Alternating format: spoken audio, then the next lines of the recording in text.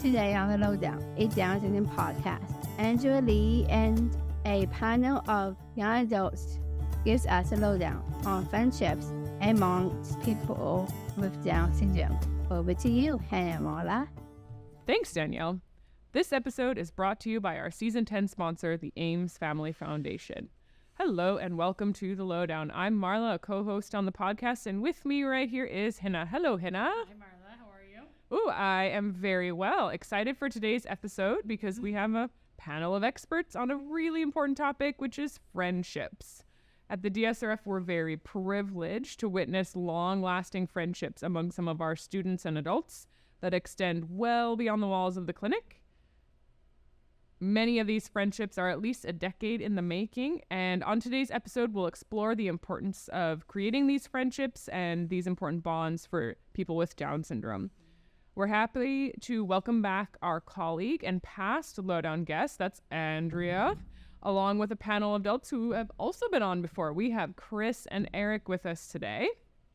So Andrea is a BC certified teacher who's been here at the DSRF since 2015. She's taught several years in Montessori elementary schools and worked as a research assistant for the Department of Education over at UBC. At DSRF, Andrea's been teaching multiple group programs, including Reading and Communication Plus, Money Math and Budgeting, Raise Me Up, and Gaining Relationships and Occupational Wins, which around here we call GROW.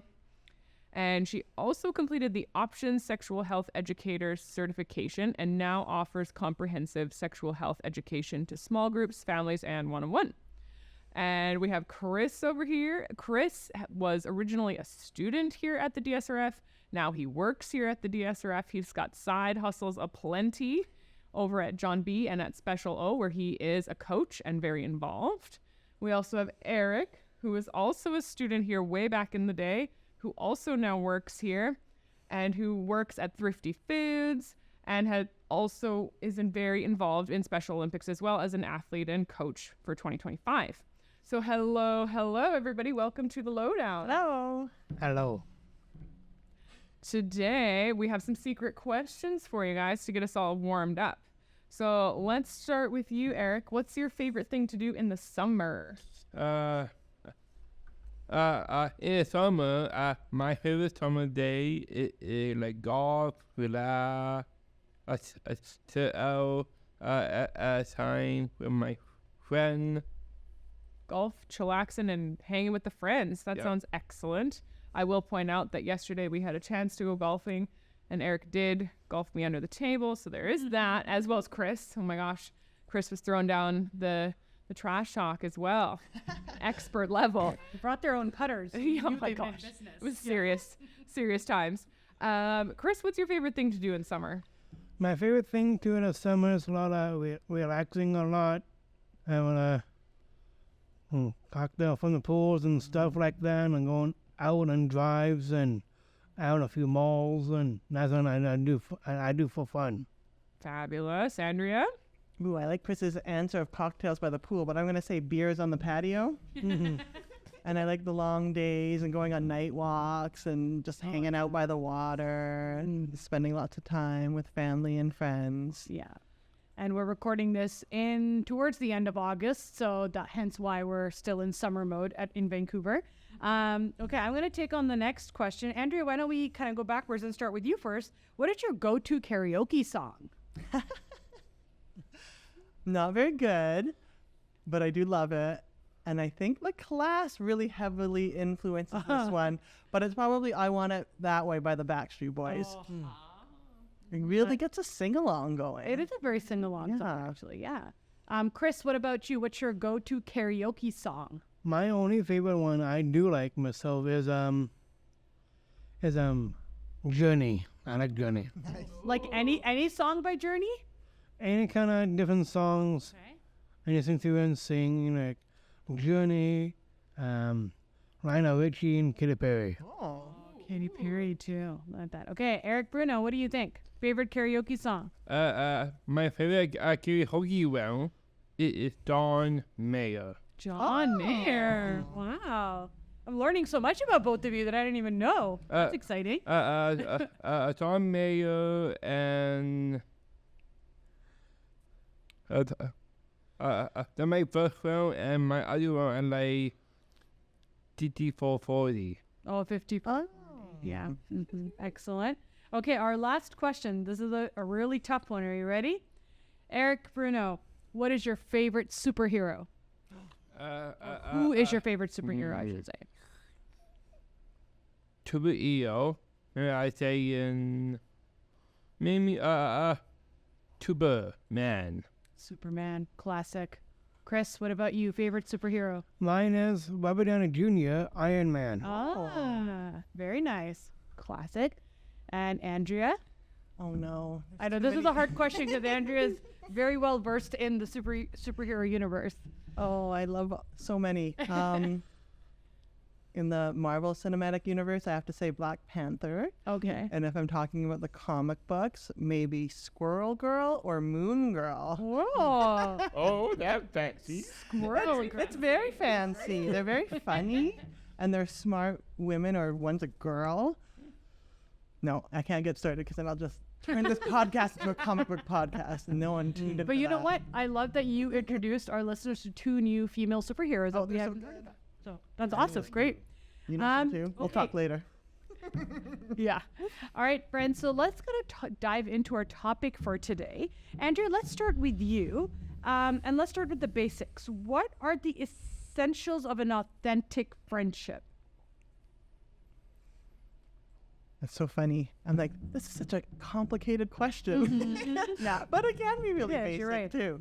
Sometimes with a lot of my students, I even have a couple checklists or worksheets that I work on to, like if they need help identifying somebody as a friend. So there's one that comes from Terry Cohenhoven's books, my favorite sexual health educator who has a daughter with Down syndrome and writes the most amazing books in the world.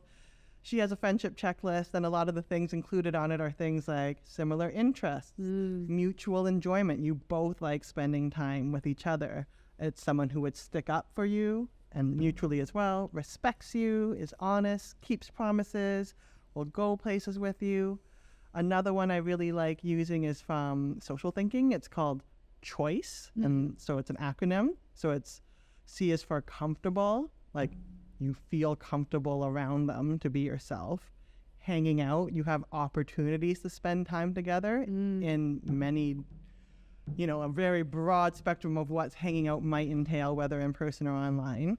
Yeah. Opportunity, so it's not somebody that you can never see again. It's somebody who makes time for you and you make time for them and you actually get to see and talk with each other. Yeah. The interest is mutual, so you both want to be friends. It's not just somebody you really, really, really like or somebody who really, really likes you. There's common ground like hobbies or interests, things that you both like, and that you have experiences, so shared experiences, whether that's things you've done together or things you've both done that you can relate to each other with. Yeah. So in terms of what you've listed in these checklists, would you consider these to be same or different for people with Down syndrome? I feel like it's the same for everybody, right? If I think of my friends, it's the exact same. I mean, that's what's kind of interesting. Just go through, think of anybody you know, and think of all the, how it is exactly the same, that you do want somebody that you're comfortable to just be yourself with. If you have no opportunity to hang out with somebody, the friendship fades or it changes over time, right? I think all of these are the same. We're all just looking for someone where we both like spending time together and who's there for us when we want them to be there for us, right? Yeah, absolutely.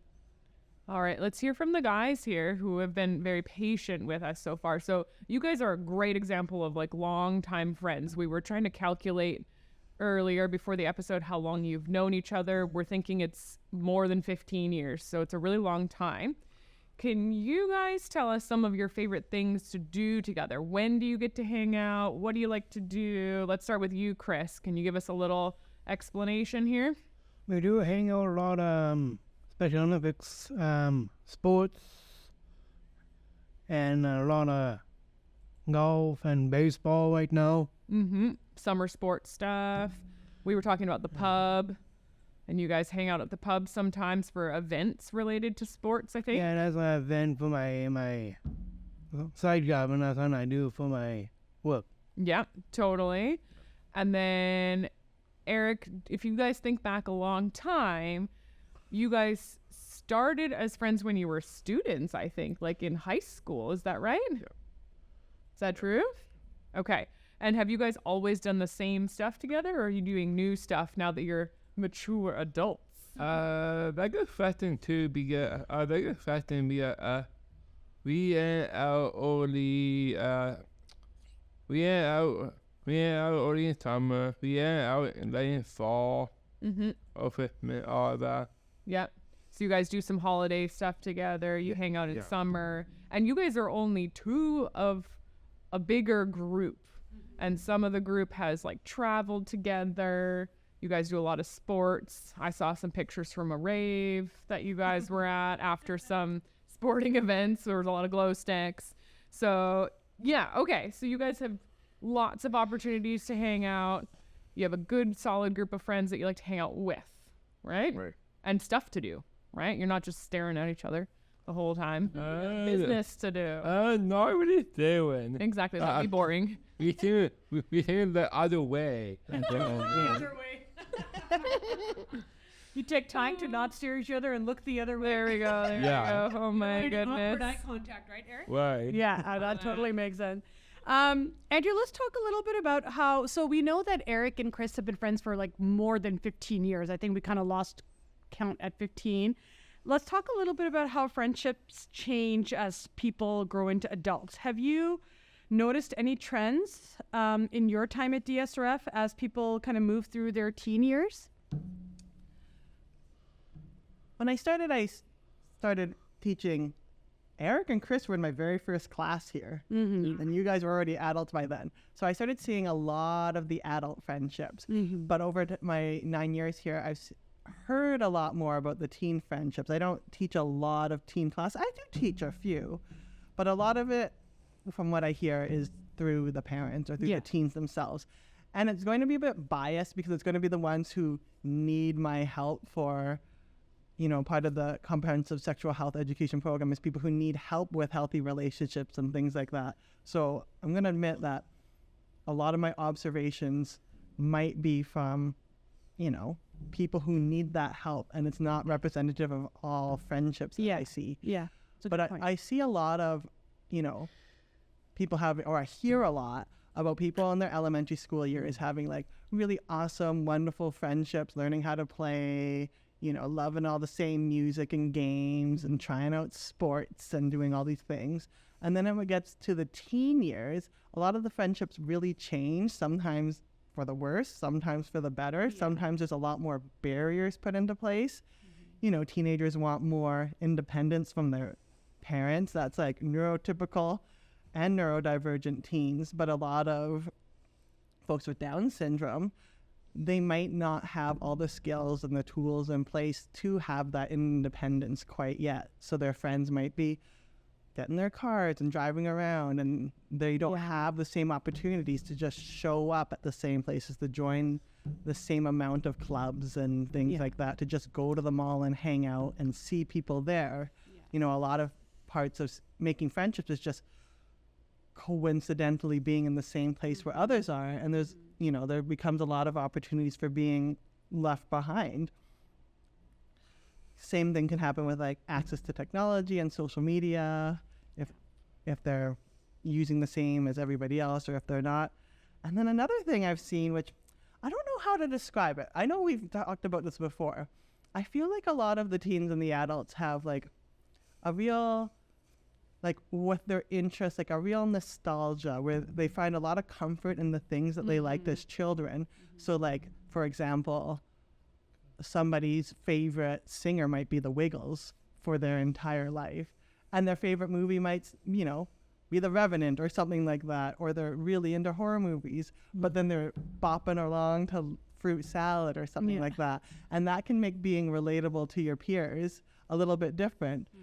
Like, I don't want to say that they have like infantile interests, because they don't, but it can be tricky when your favorite songs, like when you're just so into it and you don't understand why other people don't like those interests as much as you too. And while you have other shared interests, there's still that too. And I don't know, teenagers are tricky. There's some...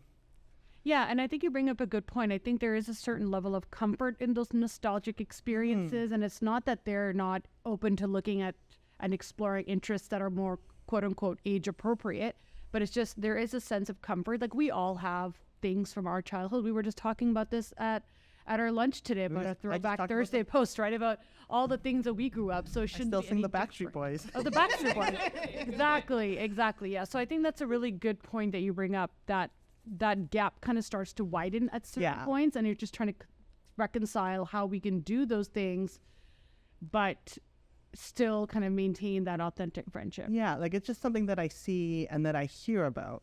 Yeah. You know? And it's not like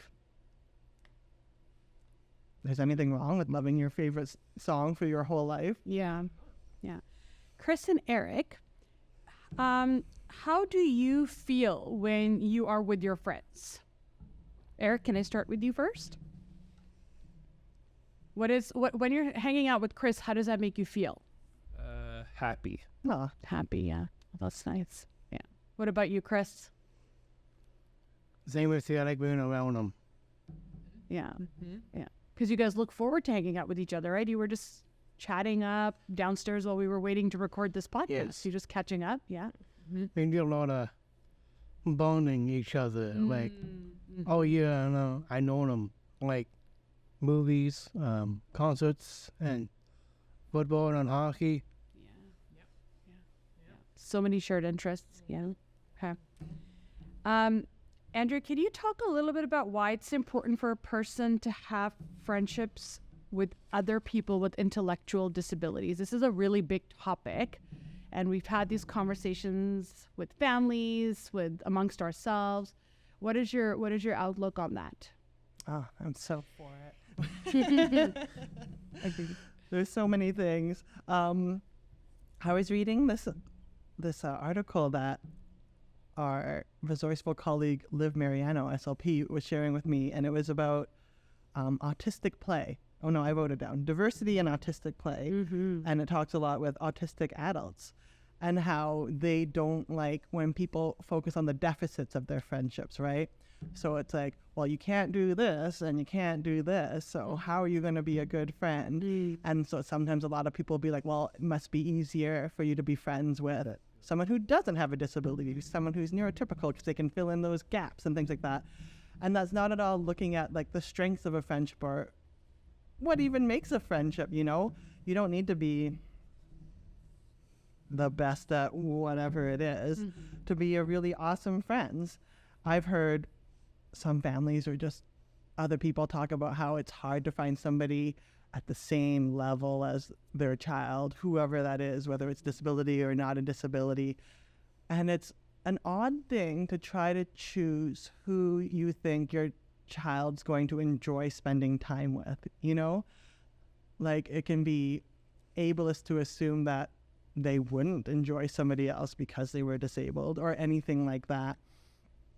And it's just like, I don't know, I just see that leading to like a lot of masking, really poor mental health, if that's what people are looking at. When we see the friendships here, we see like someone who is truly a really good friend is not just the person who's like, you know, has the best spelling when they're texting or is the best conversationalist or asks the best follow-up question. It's like, who's bringing the good vibes, who's really supportive and always has a good ear for listening. Chris is smiling at me because he's like, it's me. I'm bringing the good vibes. Eric's like, I'm the one always listening. You know, it's like who's always up for dancing, who's always there for people when they need them. And I think a lot of the time, if it's somebody else with a disability, they will see that in each other, right? Like you will have that common experience together. You will like, oh, I've just seen the most beautiful friendships from here. Oh, I'm going to quote this book that Glenn, our behind-the-scenes man, lent to me. It's called The Future is Disabled, Prophecies, Love Notes, and Morning Songs. It's by Leah Lakshmi Pipesna Summer. Do you know how to pronounce it? Oh, I'm so sorry. Samarasina? And she's disabled and queer, and she wrote this amazing book. She says, crip access is also a dynamic built out of a disabled friendship that has been building knowledge of each other's bodies and minds for years. The ways we spot and witness and notice and praise and support each other, knowing that stopping or turning back at any time is possible, and slowly make whatever we want together. Like, I feel like that's the real beauty in like a Down syndrome and Down syndrome relationship. Like, if you want to be your truest authentic self and accepted for that, like, somebody with Down syndrome is seeing all of your strength. They're not like being like, oh, that giving you a look, it's like, that was a weird like change no of topic. judgment there. Exactly. Like, oh, why are you doing this? They are just like so for it, bringing the good vibes. They're not judging how you're coming to this friendship, how you're communicating. I've seen people, entire friendships where the communication is through making playlists with each other. You know, like they're not even speaking or texting. It's just like people have been like brought to tears by like the amazing playlist somebody else has made for them. And that's something that I never even would have considered, right? From a friend. And now I'm like, why don't my friends do that for me? Like, it's so wonderful. Yeah. We've seen, it just happened last week at our songwriters camp. Two friends were in the group together, and it was the last day, and they had to sing their song that they wrote. And I'm sure all of us would have noticed that somebody was really nervous and like, you know, about to get stage fright. But her friend, her best friend, knew exactly what she needed, right? Because you know better than anybody else. And she went right up there with her. She was like, I'm going to perform with you. And she just hugged her the entire time, sometimes would mouth the words with her too. It was the most beautiful act of support and friendship and acceptance between these two friends that I've ever seen. And at the end, they high-fived, you know, praised each other. Like, what a, like Chris and Eric were saying, all these bonding moments that are just so beautiful. And I just, you know, would that have happened with somebody else, but someone else like truly get it as much as them? And then they just talk about like, you know, I've been there. This is what makes me nervous, you know, and things like that. Or just knowing that the person needed like a full hug the entire song, right? Like, it's just so beautiful, and I love it so much. And I like what the example that you gave about the friendship that you saw where they were making playlists with each other. I think one of the cool things is that they define what friendship, what's the meaningful component of the friendship for themselves. They're not letting somebody else define it, right? It doesn't have to be that conventional friendship where always just hanging out and going to movies, but you could literally sit together, listen to music, and make playlists, and that is enough for you. Exactly. Whereas like somebody might be like, oh, well, they never talk anymore. And I'm like, pretty sure they've just made epic playlists for each other that are so meaningful beyond what we can comprehend, and that they feel so connected in that way. And I think there's a space to think about people's ableist beliefs that friendship needs to center around conversation. It really doesn't. You know, we've seen some wonderful friendships for many, many years that center on like riffing off of each other and just like saying fun things back and forth, being like shortcake, cupcake, this cake, that cake. You guys know what I'm talking about. And like they had a blast. They looked forward to seeing each other. Everybody was having a good time. They had regular chances to see each other, and we can't judge that as being less than sitting down and talking politics or something that you might do as a more neurotypical adult with another neurotypical adult. Like those are equal things. Let's talk practicalities for a little bit, and because a lot of parents really dread the end of high school, and I see why. Can we talk about what is needed to keep friendships that may have established in those teenage years and those high school years going when the structure of school is no longer so after high school? Oh, right. It's so hard. Like how most people make their friends, they have regular, unplanned interactions with each other, right? Like school, work. being neighbors, being in the same family, things like that. Like you just happen to see each other over and over and over again until you decide you like each other and your friends. And school, public school, high school is a way to do that for free. And then you're an adult, and then you either have to find programs or opportunities or places like this yourself, or your parents or caretakers or somebody else has to do this for you. And that just creates so many more barriers. How are you going to get there? How are you going to afford it?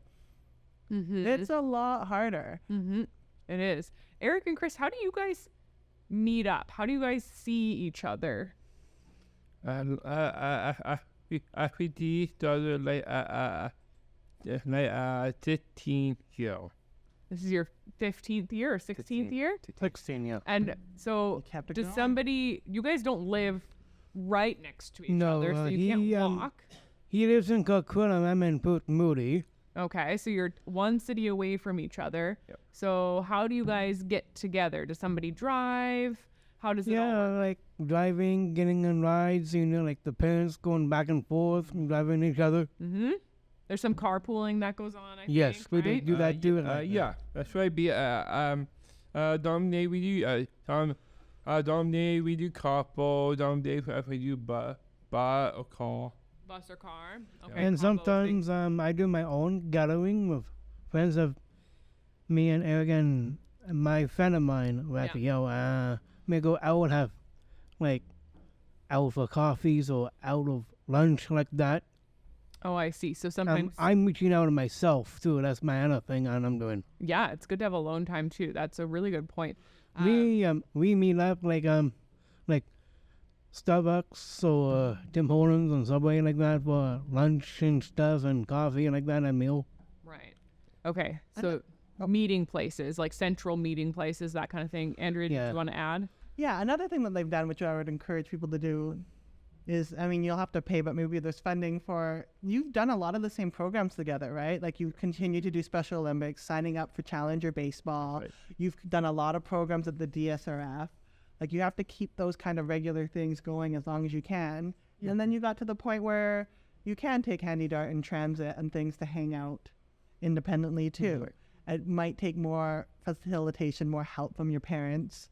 Your families, you're so lucky because your family's like traveling together and hanging out, right? It was our first time traveling right now. We're going on a trip right now and it's each other right now. Yeah, where are you going next? We're going Oregon and for 4 days. See, like, what amazing experiences and memories you're all creating together for your friends. Another thing I see a lot of is a lot more online hanging out. And that's a legitimate, amazing way to hang out with your friends, right? You're texting, you're Snapchatting, you're sending videos, you're on Zoom, you're just gaming with each other. See each other twice a year, but every day on Fortnite or whatever. I That do can that. work too. I do that too. Like I mean a lot of. I had this thing I do for my other work of mine. I work for one of these social media kind of people, and this I do is another program called Campsite and Kokaroo. That's one and I joined myself. I did one for Zoom for a while. The stop at now. I'm going in and going in like going different places like coffee and lunches like that right now. I follow them on social media right now. Why do you guys think it's important to have friends? What do you think, Eric? I know why we have a friend. I like to both friend, right? Think about it. I like friend, like people like friend like not him. I like I new people, like a new friend.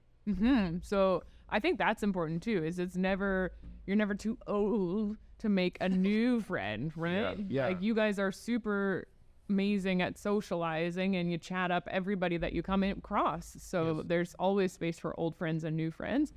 Chris, why do you think it's important to have friends? If you're talking to like a teenager, what would you? I got an answer. For a teenager, like be friends, like somebody new like that, meeting together like that, and like, oh, let's be friends, or let's go out and meet them after school or stuff like that. So having friends outside of school too, Yes. going out, doing other things. I have for years. I graduated 8 and a half now. I know. That was ages ago that you graduated, right? The age I graduated, I was 21. Yep. And you're not, I don't even think you're in your 20s anymore. I was 21. I came out of high school from 2010. I graduated from grade 12. There you go. True story. Andrea, I'm curious if you see any connection between people who have these great, genuine friendships and then what they're able to do or what they participate in other areas of life, and if you see any kind of correlation there. I'm thinking things like recreation stuff, working stuff, that kind of thing.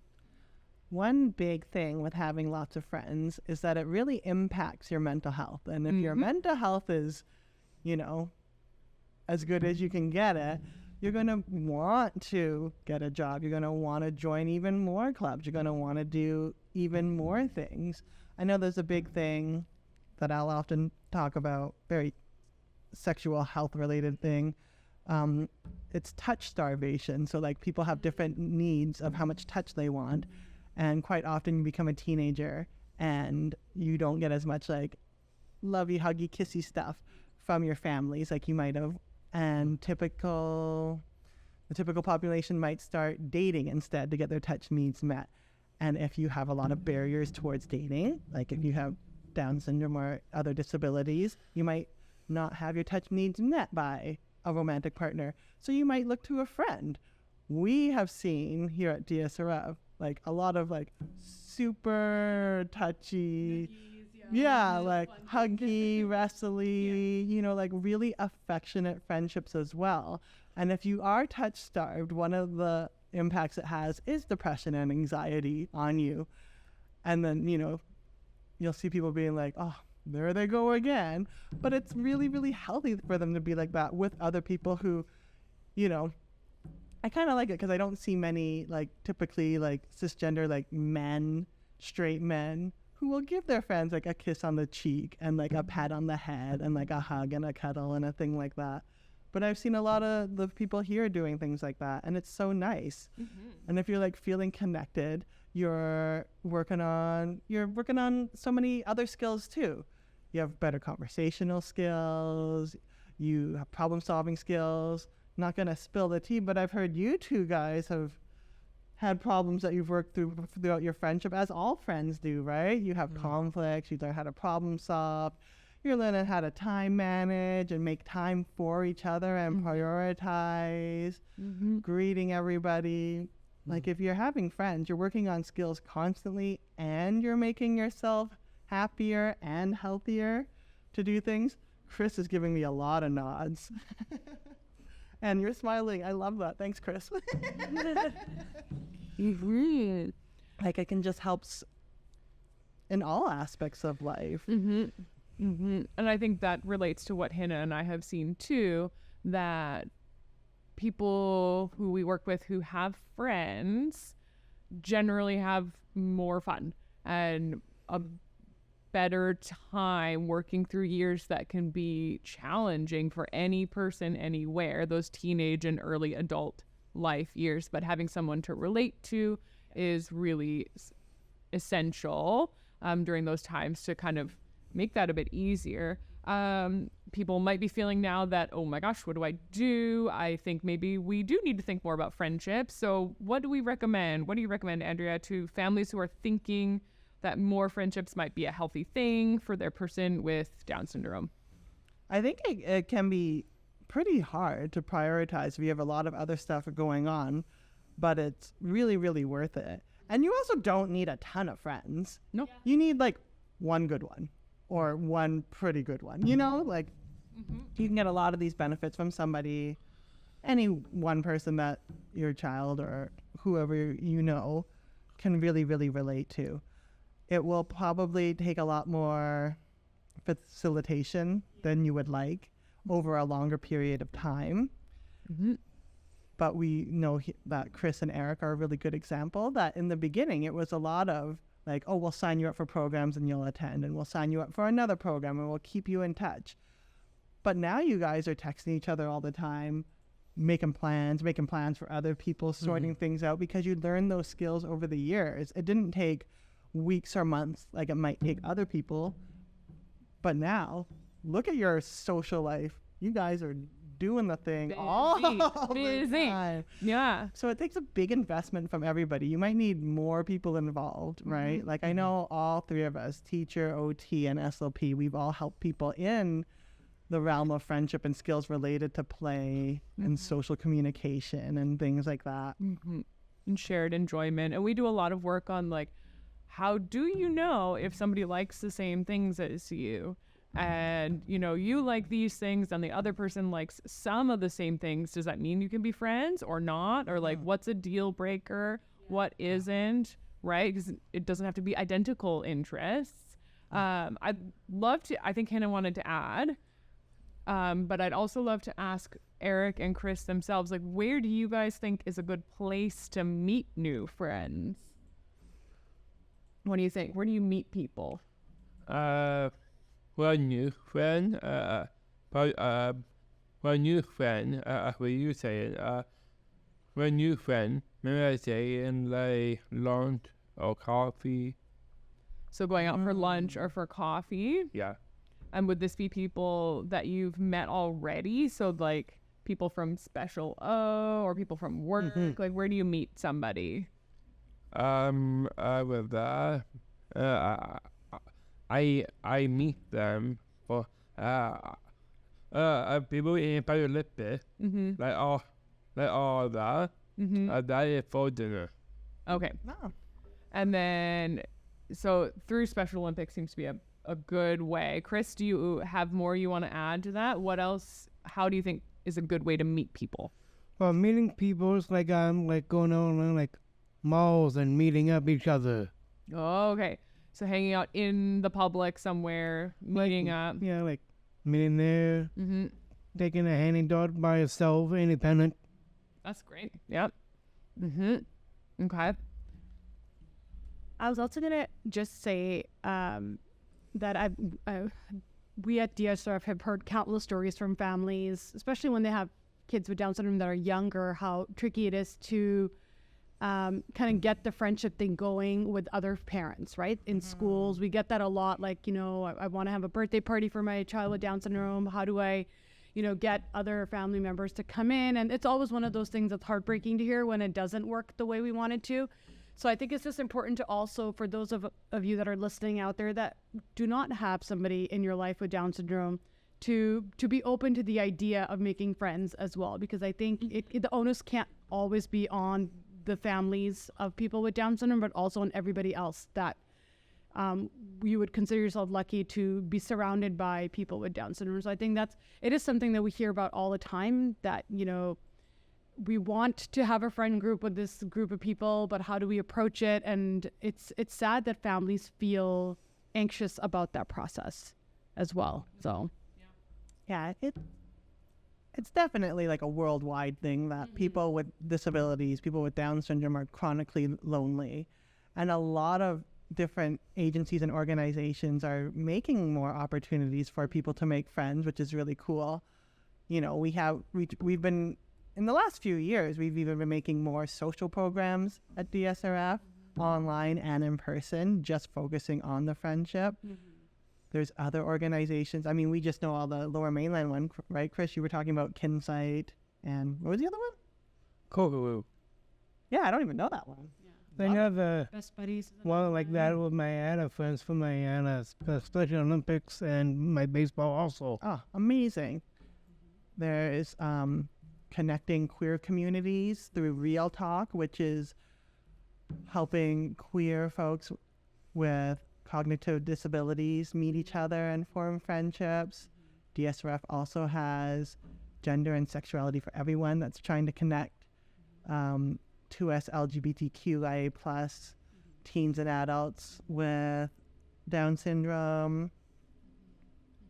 What else? I feel like that'd be a good one to ask whoever's listening. Yeah, and during COVID, we started some social groups, some online things in response to the increased isolation that everybody was facing, and those have kept going because people are having a really good time. So I think that's a lesson to take from that, which is let the participants to define the success of it.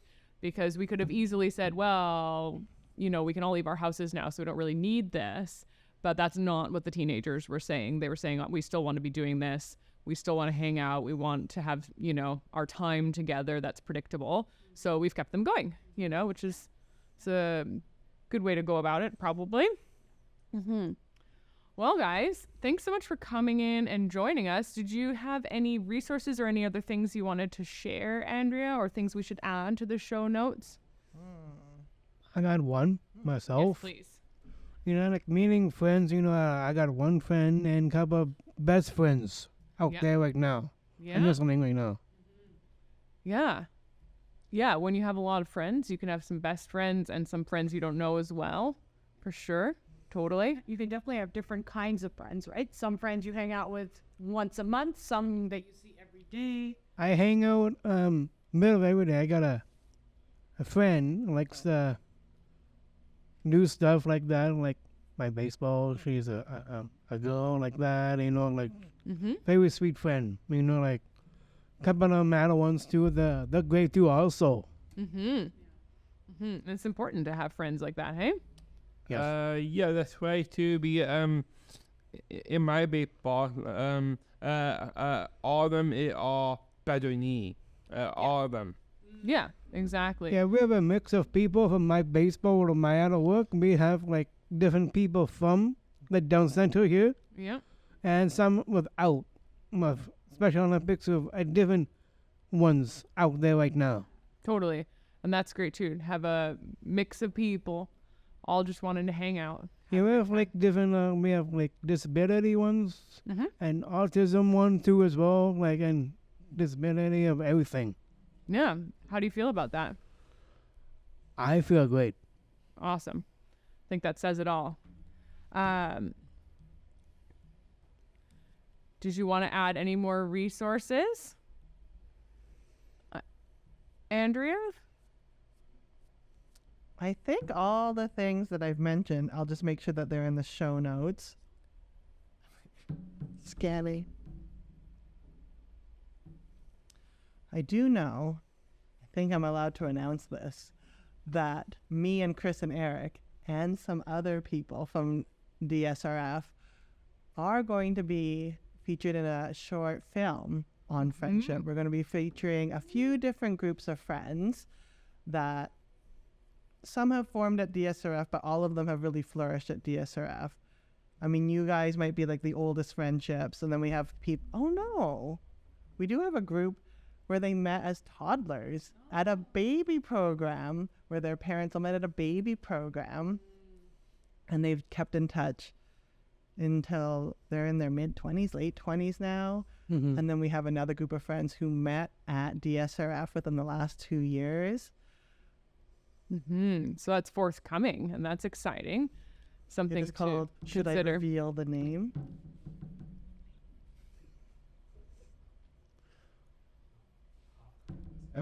It's Kindred Spirits, Chronicles of Down Syndrome French. Kindred Spirits, Chronicles of Down Syndrome and Friendship. Ooh, I'm looking forward to that. We'll see more of you guys. I on know screen. one. Well, my friend right now, my friend Eric Bruno. I know him was very little. I know him like playing Special Olympics. He is a famous speed skater and a curler. That's how I know him. Oh, Just giving your friend a so shout. kind. Yeah. Yeah. It's true. You're like a champion. He is. He has all the Olympics. He has Right. every speed skater. He has every medal you know. Oh, that's really kind of you, Chris. This is another thing great friends do. They lift each other up and celebrate each other's accomplishments. So that's pretty cool, Chris, that you did that. No, I know, yeah, you right. That's it's right too. My manager is 52. 52. Like last year, like 53. I did bring my medal. I did bring my medal to medal with ice skate. I put it on. And my mother wanted my medal. Mm-hmm. And after that, he wanted a photo with my medal. Oh, that's exciting. Yeah. You brought your medal to work here too, which was awesome. And we were so excited to see it. And that was around the same time as the rave photo came out. So I do remember that one quite well. And that medal is 2023. 2023 at Thrifty Foods. It happened. And my mother wanted a photo of me, like photo me via the photo, and now him photo, but my photo for medal, he give to me on Facebook. Oh, there you go. Were you happy about that? Yes. Okay, super. And also, I did the same too as well. Like me and him, we do the. He had one. I had one for curriculum, stuff like that. I did ribbons and medals also and awards myself. I remember seeing some photos of you in some of your uniforms for some of your sports. You look extremely official. I did one. Me and my friend of mine here. We did speed skating for curriculum. That got removed and put Moody coding with. Ooh. Oh, I see. The speed skating got removed from the curling rink. Yeah. Yeah, that's a bit of a hassle. Hey, I know This why. is turning into a hangout. Let's close the episode and then we'll just keep hanging out, okay? I know why. Medal this year. Medal this year. Medal this year. It in Cali. In Cali this year, and Nick got it.